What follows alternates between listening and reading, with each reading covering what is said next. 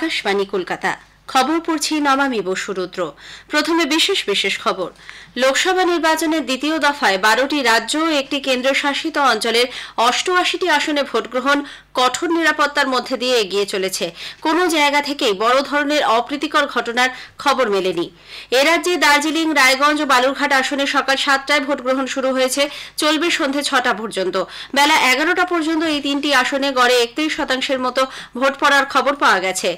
পরবর্তী দফার ভোট গ্রহণের জন্য প্রচারাভিযান জোরদার হয়েছে। প্রধানমন্ত্রী নরেন্দ্র মোদী প্রচারে আজ মালদায়, মুখ্যমন্ত্রী আজ ঘাটালে জনসভা করবেন। সুপ্রিম কোর্ট ইভিএম এর সঙ্গে ভিভিপ্যাটের নথি 100% যাচাই করে দেখার আর্জি খারিজ করে দিয়েছে। আইপিএল ক্রিকেটে আজ ইডেনে কলকাতা নাইট রাইডার্স পাঞ্জাব কিংসের মুখোমুখি হবে। খেলা শুরু সন্ধে 7:30টায়। আসছে বিস্তারিত খবরে। লোকসভা নির্বাচনের দ্বিতীয় দফায় 12টি রাজ্য ও একটি কেন্দ্রশাসিত অঞ্চলের 88টি আসনে ভোট গ্রহণ এগিয়ে চলেছে। এর মধ্যে রয়েছে কেরালার 20টি আসনের সবকটি, কর্ণাটকে 14, রাজস্থানে 13, উত্তরপ্রদেশ ও মহারাষ্ট্রে 8টি করে, মধ্যপ্রদেশে 7, অসম ও বিহারে 5টি করে, পশ্চিমবঙ্গ ও ছত্তিশগড়ে 3টি করে এবং জম্মু কাশ্মীর, মণিপুর ও ত্রিপুরার 1টি করে আসন। বিএসপি প্রার্থীর মৃত্যুর কারণে মধ্যপ্রদেশের বেতুল কেন্দ্রে আজকের বদলে ভোট নেওয়া হবে তৃতীয় দফায় 7ই মে। বেলা 11টা পর্যন্ত ত্রিপুরায় সবথেকে বেশি ভোট পড়েছে 36.42%। এরপর ছত্তিশগড়ে 35.47% ভোট পড়েছে বলে জানা যাচ্ছে। পশ্চিমবঙ্গে বেলা 11টা পর্যন্ত ভোটদানের হার 31.25%। আজ সকালে তিরুবনন্তপুরমে কংগ্রেসের বিদায়ী সাংসদ প্রার্থী শশী থারুর ভোট দিয়েছেন। তার বিরুদ্ধে প্রতিদ্বন্দ্বিতা করছেন কেন্দ্রীয় মন্ত্রী রাজীব চন্দ্রশেখর। কর্ণাটকের বেঙ্গালুরুর দক্ষিণে বিজেপি প্রার্থী তেজস্বী সূর্য তাঁর গণতান্ত্রিক অধিকার প্রয়োগ করেন। পশ্চিমবঙ্গের রাজ্যপাল সিভি আনন্দ বোস তিরুবনন্তপুরমে সস্ত্রীক ভোটদান করেছেন। সাধারণ নাগরিকের মতোই লাইনে দাঁড়িয়ে তিনি ভোট দেন। কর্ণাটকের মুখ্যমন্ত্রী সিদ্দারামাইয়া চামরাজনগর থেকে ভোট দিয়েছেন। প্রাক্তন ক্রিকেটার রাহুল দ্রাবিড় এবং অনিল কুম্বলেকে আজ সকালে ভোট দিতে দেখা যায়। দ্বিতীয় দফায় পশ্চিমবঙ্গে ভোট নেওয়া হচ্ছে 3টি আসন, দার্জিলিং, রায়গঞ্জ ও বালুরঘাটে। গরমের দাপট থেকে বাঁচতে বালুরঘাট ও রায়গঞ্জে সকাল সকাল বুথের সামনে লাইনে দাঁড়ান ভোটাররা। আজকের ভোট নিয়ে আমাদের সংবাদদাতার একটি প্রতিবেদন। বিক্ষিপ্ত কয়েকটি গন্ডগোলের ঘটনা ছাড়া রাজ্যের 3 আসনে লোকসভা ভোটের ভোট গ্রহণ পর্ব চলছে মসৃণভাবে। প্রবল গরম ও চড়া রোদ্দুর উপেক্ষা করে মানুষ বিপুল উৎসাহ উদ্দীপনার সঙ্গে তাদের গণতান্ত্রিক অধিকার প্রয়োগ করছেন। দার্জিলিং এর পাহাড় থেকে তরাই ডুয়ার্সে ভোট হচ্ছে উৎসবের মেজাজে। রয়েছে কমিশনের পর্যবেক্ষক ও কেন্দ্রীয় বাহিনীর কঠোর নজরদারি। এরই মধ্যে সকাল থেকে বেশ কিছু বিক্ষিপ্ত ঘটনায় ভোট উৎসবের তাল কেটেছে। গঙ্গারামপুরের নাড়ুই বুথে ভোট শুরু হওয়ার পর থেকেই ভোটারদের বাধা দেওয়ার অভিযোগ ওঠে। তপন বিধানসভার পাতিরামে বুথের সামনে বিজেপির এজেন্টকে মারধরের অভিযোগ উঠেছে তৃণমূল কংগ্রেসের বিরুদ্ধে। অভিযোগ পেয়ে বালুরঘাটের বিজেপি প্রার্থী সুকান্ত মজুমদার সেখানে গেলে তাকে ঘিরে গো ব্যাক স্লোগান দেওয়া হয়। সুকান্ত বাবু অভিযোগ করেন ইটাহার সহ বিভিন্ন জায়গায় তৃণমূল কংগ্রেস কর্মীরা ভোটারদের বাধা দিচ্ছেন। সঠিকভাবে এরিয়া ডমিনেশন করা হয়নি বলেও তার অভিযোগ। এদিকে বালুরঘাট পুরসভার 22 নম্বর ওয়ার্ডে ভোট দিতে আসা বিজেপি কর্মী রাখি শীলকে তৃণমূলের ওয়ার্ড সভাপতি স্ত্রী রুবিনা মহন্ত চড় মারেন বলে অভিযোগ উঠেছে, যদিও তিনি এই অভিযোগ অস্বীকার করেছেন। এদিকে তৃণমূল কংগ্রেস রায়গঞ্জ ও শিলিগুড়ির একাধিক বুথে কেন্দ্রীয় বাহিনীর বিরুদ্ধে অতি সক্রিয়তার অভিযোগ এনেছে। কেন্দ্রীয় বাহিনীর জওয়ানেরা এজেন্টদের ঢুকতে দিচ্ছে না, সাধারণ ভোটারদের বাধা দিচ্ছেন বলে তাদের অভিযোগ। এই নিয়ে কমিশনের দ্বারস্থ হয়েছে তৃণমূল। নির্বাচন কমিশন জানিয়েছে এ পর্যন্ত পাওয়া সমস্ত অভিযোগই খতিয়ে দেখে কার্যকরী ব্যবস্থা নেওয়া হয়েছে। অভিরূপ ভট্টাচার্য, আকাশবাণী সংবাদ। এদিকে শিলিগুড়িতে বিজেপি প্রার্থী রাজু বেস্টকে ঘিরে কিছু মানুষ আজ বিক্ষোভ দেখিয়েছেন। আউটার মণিপুর লোকসভা কেন্দ্রের 13টি বিধানসভা কেন্দ্রে শান্তিপূর্ণভাবে ভোট গ্রহণ চলেছে। সকাল 7টা থেকে শুরু হয়ে ভোট গ্রহণ চলবে বিকেল 4টে পর্যন্ত। বাস্তুচ্যুত ভোটারদের জন্য 8টি বিশেষ ভোট কেন্দ্র সহ 848টি ভোট কেন্দ্র স্থাপন করা হয়েছে। এর মধ্যে 401টি কেন্দ্রকে অত্যন্ত স্পর্শকাতর বলে ঘোষণা করা হয়েছে। চলতি মাসের 19 তারিখ প্রথম দফায় আউটার মণিপুর লোকসভা কেন্দ্রের 15টি বিধানসভা কেন্দ্রে ভোট গ্রহণ অনুষ্ঠিত হয়। প্রধানমন্ত্রী নরেন্দ্র মোদী দ্বিতীয় দফা লোকসভা নির্বাচনে জনগণকে রেকর্ড সংখ্যায় ভোট দেওয়ার জন্য আহ্বান জানিয়েছেন।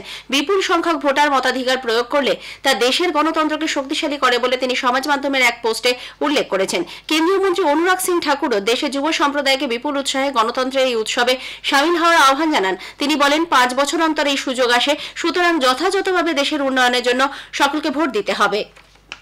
দ্বিতীয় দফার ভোট গ্রহণের পাশাপাশি পরবর্তী দফার ভোটের জন্য প্রচারাভিযান জোর কদমে চলছে।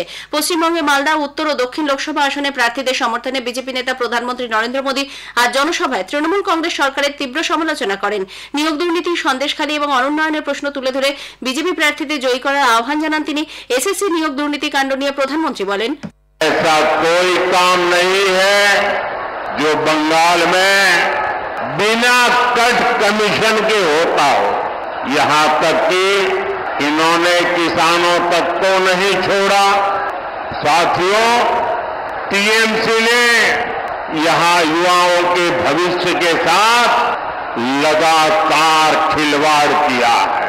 इन्होंने इतना बड़ा शिक्षा घोटाला किया, 26,000 परिवारों की रोजी रोटी ठप हो गई और कर्ज लेकर के पैसे ला करके जो टीएमसी वालों को दिए थे वो बोझ भी इन हमारे गरीब बंधु बहन के सर पे मर गया।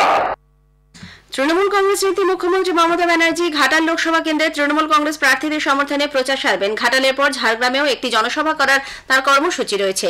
লোকসভা নির্বাচনের চতুর্থ দফার জন্য জমা পড়া মনোনয়ন পত্রগুলি আজ পরীক্ষা করে দেখা হচ্ছে।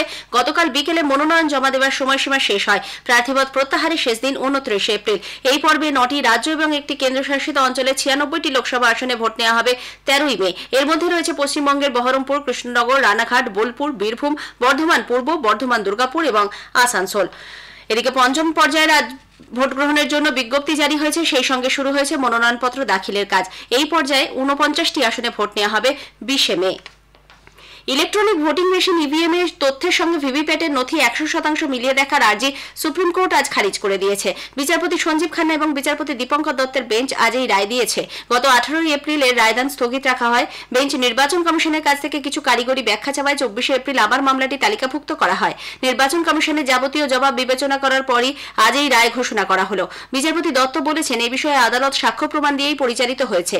সর্বোচ্চ আদালত অবশ্য নির্বাচন কমিশনকে দুটি নির্দেশও দিয়েছে। আদালত বলেছে, কোনো ইভিএম এ প্রতীক চিহ্ন আপলোড করার পর তা সিল করে নিরাপদে সংরক্ষিত রাখতে হবে। নির্বাচন প্রার্থী এবং প্রতিনিধিরা সেই সিলে সই করবেন। ফলাফল ঘোষণার অন্তত 45 দিন পর্যন্ত সেই ইভিএম স্টোররূপে সংরক্ষণ করে রাখতে হবে। সর্বোচ্চ আদালত আরও বলেছেন, ফলাফল ঘোষণার পর প্রতিটি লোকসভা কেন্দ্রের প্রত্যেকটি বিধানসভা কেন্দ্রের VVPAT, ballot unit, control unit অর্থাৎ ইভিএম এর মেমোরি সেমি কন্ট্রোলারের 5% ইঞ্জিনিয়ারদের একটি দল পরীক্ষা করে দেখবেন। ইভিএম প্রস্তুতিকারকদের ইঞ্জিনিয়াররা এই কাজ করবেন। ভোটের দ্বিতীয় এবং তৃতীয় স্থানাধিকারী প্রার্থীদের লিখিত অনুরোধের ভিত্তিতে এই পরীক্ষা করা হবে। ফলাফল ঘোষণার 7 দিনের মধ্যে প্রার্থীদের এ ধরনের অনুরোধ পেশ করতে হবে। এজন্য যাবতীয় ব্যয় সংশ্লিষ্ট প্রার্থীকেই করতে হবে। তবে ইভিএম এ কারচুপি হয়েছে তা প্রমাণিত হলে সেই অর্থ তারা ফেরত পাবেন। এই খবর আপনারা শুনছেন আকাশবাণী কলকাতা কেন্দ্র থেকে। পূর্ব ও দক্ষিণ ভারতের বিভিন্ন অংশে আগামী 4 দিন তীব্র তাপপ্রবাহের সতর্কতা জারি করেছে আবহাওয়া দপ্তর। বিহার, ঝাড়খণ্ড, গাঙ্গেয় পশ্চিমবঙ্গ, অন্ধ্র উপকূল, তেলেঙ্গানা, রায়ালসীমা, কর্ণাটকের ভেতরের অংশ এবং পূর্ব উত্তরপ্রদেশে 30 এপ্রিল পর্যন্ত তাপপ্রবাহের পরিস্থিতি চলবে। এদিকে রাজ্যে দক্ষিণবঙ্গে আগামী সোমবার পর্যন্ত তাপপ্রবাহের সতর্কতা জারি করা হয়েছে। আজ বাঁকুড়া, ঝাড়গ্রাম, 2 মেদিনীপুর, পশ্চিম বর্ধমান জেলায় তীব্র তাপপ্রবাহের লাল সতর্কতা জারি থাকছে। কমলা সতর্কতা জারি করা হয়েছে 2 24 পরগনা, পূর্ব বর্ধমান, বীরভূম, হাওড়া ও হুগলিতে। অন্যান্য জেলাতেও তাপপ্রবাহের পরিস্থিতি থাকবে। আবহাওয়া বিজ্ঞানী সৌরীশ বন্দ্যোপাধ্যায় জানিয়েছেন, তাপমাত্রার পারদ আরও ঊর্ধ্বমুখী হওয়ার সম্ভাবনা রয়েছে। আইপিএল ক্রিকেটের ম্যাচে আজ কলকাতা নাইট রাইডার্স ইডেন গার্ডেন্সে পাঞ্জাব কিংসের বিরুদ্ধে খেলবে। খেলা শুরু হবে সন্ধ্যে 7:30টায়। এই মুহূর্তে 7 ম্যাচে 10 পয়েন্ট সংগ্রহ করে কেকেআর লিগ তালিকায় দ্বিতীয় স্থানে রয়েছে। অন্যদিকে 10 দলের আইপিএলে নবম স্থানে থাকা পাঞ্জাব কিংসের পয়েন্ট 8 ম্যাচে 4। এদিকে আইপিএল ম্যাচ দেখে ক্রিকেট প্রেমীদের বাড়ি ফেরার সুবিধার্থে পূর্ব রেল শিয়ালদা ডিভিশনের পাশাপাশি হাওড়া ডিভিশনেও বিশেষ ট্রেন চালানোর সিদ্ধান্ত নিয়েছে। তীরন্দাজি বিশ্বকাপে ভারতের জোড়ি সুরেখা ভেন্নাম এবং অভিষেক ভার্মার জুটি মিক্সড ডাবলস বিভাগে ফাইনালে উঠে দেশের জন্য একটি পদক নিশ্চিত করেছেন। চীনের সাংহাইতে বিশ্বের 2 নম্বর ভারতীয় জুটি সেমিফাইনালে মেক্সিকোর আন্দ্রিয়া বেসেডরা এবং লট ম্যাক্সিমো মেনোডোজ ওর্টিজকে 155-151 পয়েন্টে তারা হারিয়ে দেন। ফাইনালে আগামীকাল জ্যোতি এবং অভিষেক জুটি এস্তোনিয়ার জুটির বিরুদ্ধে খেলবেন। শেষ করার আগে খবরের বিশেষ কিছু অংশ আরও একবার। লোকসভা নির্বাচনের দ্বিতীয় দফায় 12টি রাজ্য ও একটি কেন্দ্রশাসিত অঞ্চলের 88টি আসনে ভোট গ্রহণ কঠোর নিরাপত্তার মধ্যে দিয়ে এগিয়ে চলেছে। কোনো জায়গা থেকেই বড় ধরনের অপ্রীতিকর ঘটনার খবর মেলেনি। এ রাজ্যে দার্জিলিং, রায়গঞ্জ ও বালুরঘাট আসনে সকাল 7টায় ভোট গ্রহণ শুরু হয়েছে। চলবে সন্ধ্যে 6টা পর্যন্ত। বেলা 11টা পর্যন্ত এই 3টি আসনে গড়ে 31% মতো ভোট পড়ার খবর পাওয়া গেছে। খবর শেষ হলো।